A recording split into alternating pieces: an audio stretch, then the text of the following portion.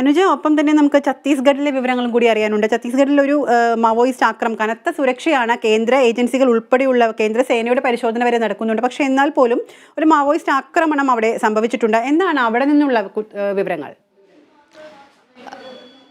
വിദ്യ, ഈ ഛത്തീസ്ഗഡിനെ സംബന്ധിച്ചിടത്തോളം 90 നിയോജക മണ്ഡലങ്ങളുള്ള സംസ്ഥാനമാണ്. അതുകൊണ്ട് തന്നെ വലിയ രീതിയിൽ 2 ഘട്ടങ്ങളായി തന്നെ പോളിംഗ് നടക്കുന്ന ഒരു സംസ്ഥാനമാണ്, വോട്ടെടുപ്പ് നടക്കുന്ന ഒരു സംസ്ഥാനമാണ്. 90 മണ്ഡലങ്ങളിൽ 20 മണ്ഡലങ്ങളിലേക്കുള്ള തിരഞ്ഞെടുപ്പ് മാത്രമാണ് ഇന്ന് നടക്കുക.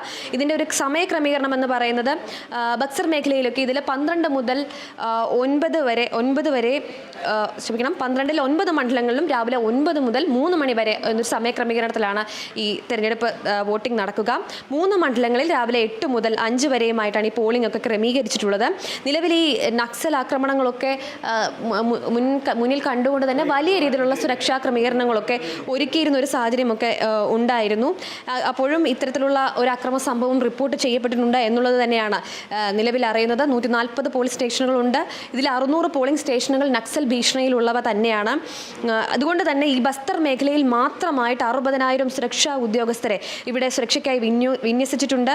ഇതുപോലെ തന്നെ ഡോഗ് സ്ക്വാഡും ബോംബ് സ്ക്വാഡും നക്സൽ നിരീക്ഷണത്തിനായി ഡ്രോണുകളും ഹെലികോപ്റ്ററുകളും ഒക്കെ വിന്യസിച്ചിട്ടുണ്ട്. എങ്കിലും ഇത്തരം ഒറ്റപ്പെട്ട അക്രമ സംഭവങ്ങൾ ഉണ്ടാവുന്നുണ്ട്. പക്ഷേ അതുകൊണ്ട് തന്നെ സുരക്ഷ കർശനമാക്കിയിട്ടുണ്ട്.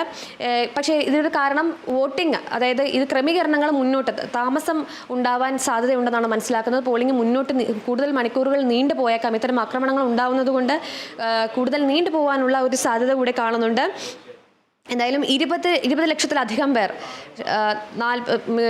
ഛത്തീസ്ഗഡിലെ ജനസംഖ്യ എന്ന് പറയുന്നത് 2 കോടി അടുത്താണ്. അതുപോലെ തന്നെ ഇതിൽ 40 ലക്ഷം പേര് വ്യക്തമാണ്. അനുജ, ഛത്തീസ്ഗഡിലും മിസോറാമിലും ഇന്ന് ഇലക്ഷൻ പുരോഗമിക്കുകയാണ്. ഛത്തീസ്ഗഡിൽ ആദ്യഘട്ട തിരഞ്ഞെടുപ്പാണ് ഇന്ന് നടക്കുന്നത്. 20 മണ്ഡലങ്ങളിലേക്കാണ് ഛത്തീസ്ഗഡിൽ ഇന്ന് വിധി എഴുതുക.